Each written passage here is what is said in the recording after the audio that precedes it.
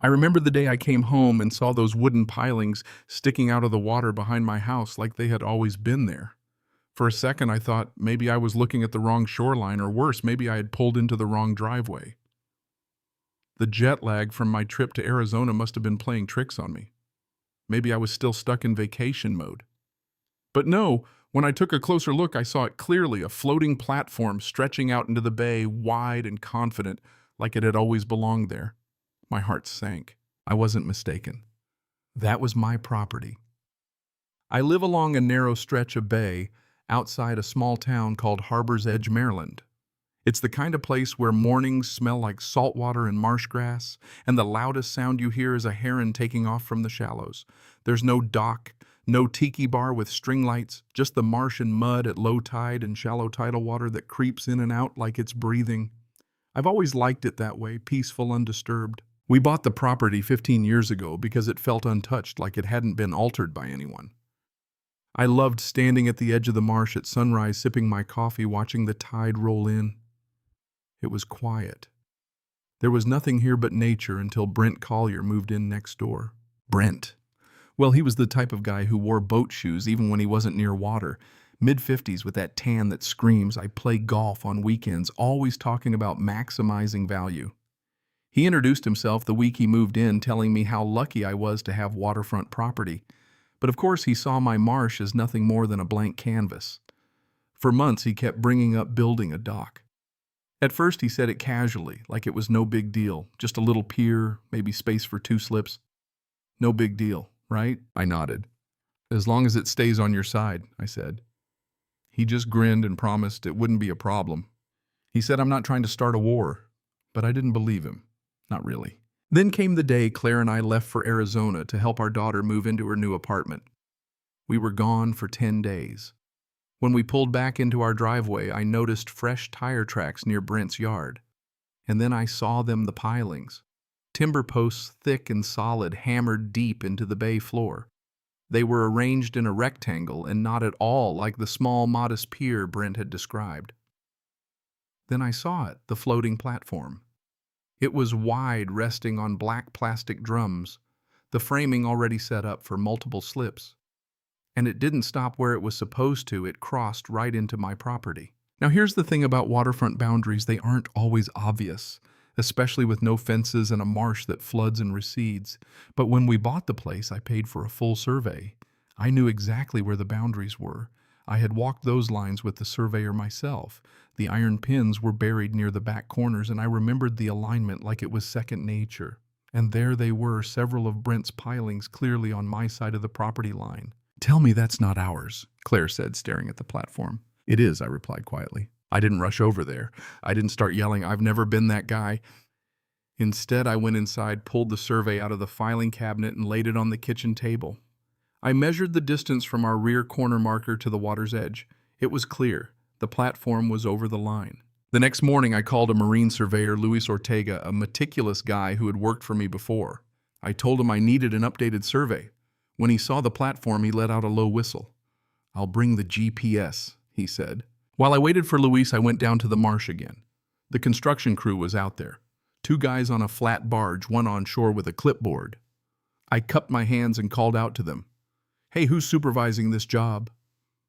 One of the guys pointed toward Brent's yard. You'll want to talk to Mr. Collier. Brent strolled over, sunglasses on, coffee in hand, like it was a backyard barbecue. What do you think? He asked, flashing a grin. I think you're over my line, I said, keeping my voice steady. He waved a hand dismissively. We had it measured. By who? My contractor. It's fine. It's not fine, I said. Your pilings are on my property. Brent took a sip of coffee. Your shoreline's unused, Daniel. You don't even have a dock. I'm not hurting anything. That's when it hit me. This wasn't just a misunderstanding. This was an assumption. He saw empty marshland and decided it was available, but it wasn't. The surveyor arrived 3 days later. He spent hours measuring the area with high-precision GPS equipment. When he was done, he looked up at me, his face giving away the bad news before he spoke. You were right, he said. Not only are several pilings inside your boundary, but the entire structure extends farther into the bay than what's allowed by county guidelines. That was the moment I decided I wasn't going to let this slide. I drafted a certified letter to Brent listing all the ways his platform was encroaching on my property and exceeding permit guidelines. I requested immediate suspension of construction and removal of all encroaching structures. 3 days later, the signed green card came back, but Brent's crew was still working. That's when something shifted in me. I walked over there again. "You got my letter?" I asked. Brent didn't turn around right away, finishing his conversation before acknowledging me. "Yeah," he said, "but I think you're overreacting." The next step was calling the Coastal Resources Division. The woman I spoke with, Karen Whitfield, was calm and collected, like she'd heard every excuse under the sun. When I told her the situation, she said they would send an inspector. 2 days later, the inspector, Thomas Hale, arrived. He measured compared coordinates and inspected the structure. After 40 minutes, he turned to Brent and told him, "This structure exceeds the permitted dimensions in both width and length. Additionally, parts of it extend beyond the authorized repairing area." Brent tried to laugh it off, but Thomas wasn't having it. He slapped a bright orange stop work order on one of the posts. The construction crew packed up within the hour, but it didn't end there.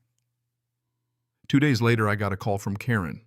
Because the structure extends beyond the approved area and disturbed the marshland. This is being referred to environmental compliance. Weeks went by, and soon enough, Brent was hit with a formal notice of violation. The fines started adding up. Environmental officers came out to inspect, and Brent was forced to dismantle the entire platform.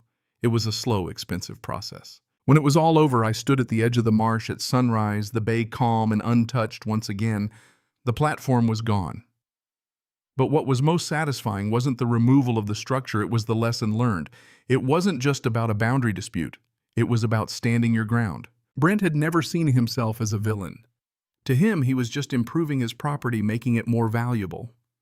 But in his mind, the line between what was his and what wasn't was flexible. And that's where the problem lay. For me, the lesson was simple. Doing nothing doesn't mean it's available for the taking. If you don't stand up for what's yours, someone else will push the boundary until there's nothing left. So I'll leave you with this. If you came home and found someone building on what you legally owned, would you let it slide, or would you draw the line even if it meant upsetting a relationship? Let me know what you think in the comments.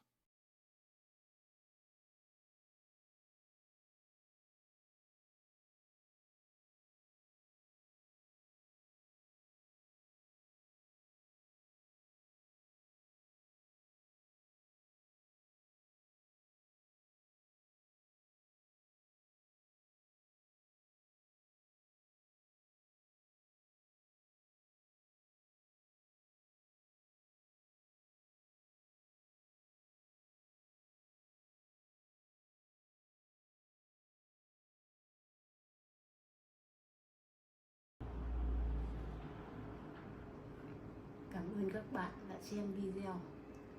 Cảm ơn các bạn đã xem video.